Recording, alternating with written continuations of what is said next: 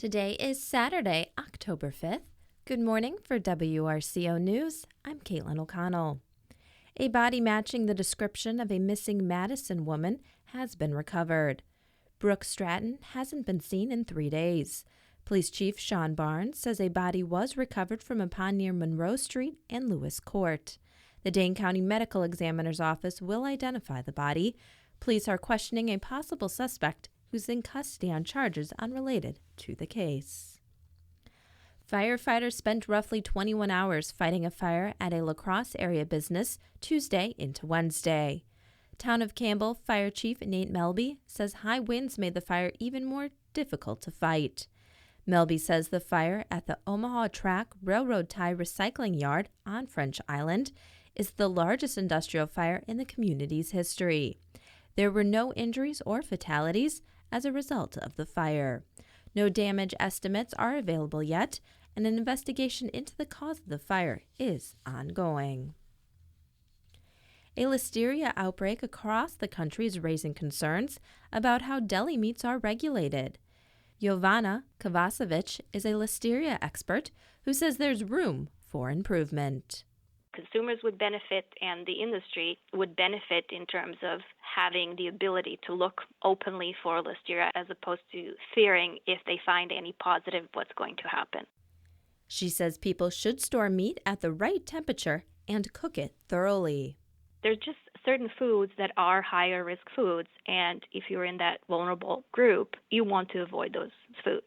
So we really need to do better to engage consumers in these discussions.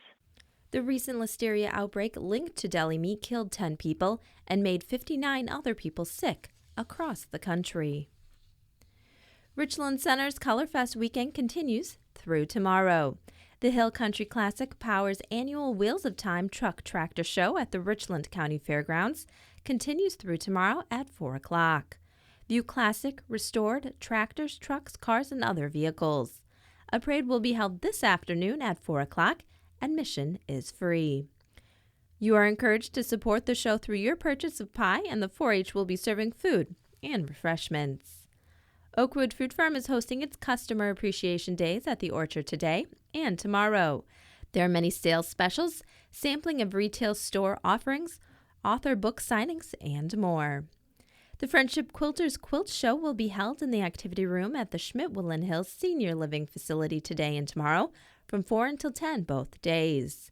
A variety of quilted items will be on display. A bed turning will be featured at 11 o'clock and 2 o'clock today and again tomorrow at 2.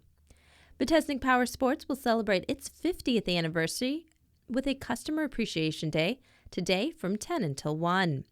You are invited to hang out, enjoy music, food trucks, bouncy castles, and a classic motorcycle display. Richland County EMS will host a fall festival this afternoon from noon until 4 at Crosscup Park. Kaylee Klatt is an EMS professional. She says this is a fundraiser to provide service to the community. We had talked about transferring into a paramedic service, hopefully at the beginning of 2025, and that's kind of what sparked the idea of let's make an event to raise money for all of the equipment and medications that we will be needing for that transition. Abby Nagel says the equipment is quite expensive. When I was going through kind of a baseline, kind of like getting the bare minimum stuff, we were finding that it was going to cost tens of thousands, if not maybe upwards of $100,000 just to kind of staff bare minimum our first 3 out trucks for some medications, some basic supplies, some basic equipment, stuff like that for us to upgrade to the paramedic level. Kaylee Klatt invites you to enjoy some great food and children's activities. We have a lot of local people donating stuff. Visor Creek Meats in Bear Valley, they are donating all of the meats that we are doing. Hipshes in Keysville is donating all of the sweet corn that we are doing. We are going to be doing a corn boil. And then Oakwood Fruit Farm is actually donating a bunch of apples. We have a DJ playing some music for the event. We have some bounce houses, and we are actually going to be doing some competitions for the kids. The street will be blocked off by the station on Jefferson Street for you to enjoy the festivities and to take a tour of the station. Join the community of Richland Center for a celebration of sights and sounds at the Canyon of Lights nighttime parade tonight at 7 o'clock. Bands, civic clubs, and businesses, as well as other unique nighttime lighted floats, are all part of the Canyon of Lights parade. This year's theme is Superhero Showdown. If you would like to participate in the parade, registrations will be accepted up to the parade time. For more information, you can call 608-630-2452. American Legion Post 13 in Richland Center will be serving a free will biscuits and gravy and scrambled eggs breakfast tomorrow from 7 until gone. And tours of the AD German warehouse will be held tomorrow. Tours begin on the hour promptly at 11 o'clock, noon, 1, and 2. Tickets are priced at $20 per person. The Ithaca School Fair will be held next Saturday as part of Homecoming's Welcome to the Jungle. Those planning to enter the fair are reminded that the deadline to enter exhibits is on Tuesday. Enter your exhibits online at fairentry.com/fair/sign-in/20951. Navigating reproductive and abortion care in Wisconsin since the 2022 Dobbs decision was hinged around the 1949 law, full abortion prohibition, and court rulings. The League of Women Voters of Appleton Fox Cities will host a panel presentation webinar on Monday to assess the current status of the issue. The virtual webinar, Reproductive Health Care in Wisconsin, will take place from 6:30 to 8 on Zoom. Featured speakers will include Dr. Kathy King, Chief Medical Officer for Planned Parenthood of Wisconsin, Michelle Velasquez, Chief Strategist for Planned Parenthood of Wisconsin, and Dr. Anna Engler, a local OB/GYN physician. Moderating the decision will be the League of Women Voters of Wisconsin President Dorothy Skye, a retired OB/GYN physician. The panelists will participate in an informed, unscripted discussion of the issue. Time will be allowed at the end for audience questions. The program is open to the public at no charge. Registration on the League's website, iwvappletonfoxcities.org, is required to receive the Zoom link. The League of Women Voters of Appleton Fox Cities is nonpartisan and does not support or oppose any political party or candidate. The Wisconsin Department of Agriculture, Trade, and Consumer Protection invites Wisconsin dairy processors to apply for dairy processor grants through October 7th. These grants aim to foster innovation, improve profitability, and sustain the long-term viability of Wisconsin's dairy processing facilities. A total of $500,000 is available for this year's dairy processor grants.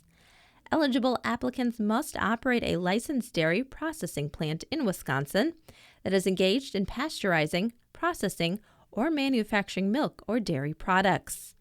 Funding from these grants can be used to address a wide range of dairy business needs, such as food safety, staff training, plant expansion or modernization, and professional consulting services. Grants will be awarded for projects up to $50,000 and 2 years long. Processors must provide a match of 20% of the grant amount. Recipients will be chosen through a competitive selection process. More information and the grant application are available at datcp.wi.gov and click on Grants and Funding. Applications must be submitted by Monday, October 7th to datcp.dadgrants@wisconsin.gov. Grant recipients will be announced in January. Public Health Sauk County will be hosting an event to celebrate the 10th anniversary of Nurse Family Partnership, a national program serving first-time parents and their children impaired by economic inequality. Those enrolled in the program visit with a specialty-trained nurse beginning in pregnancy and continuing until the child turns 2.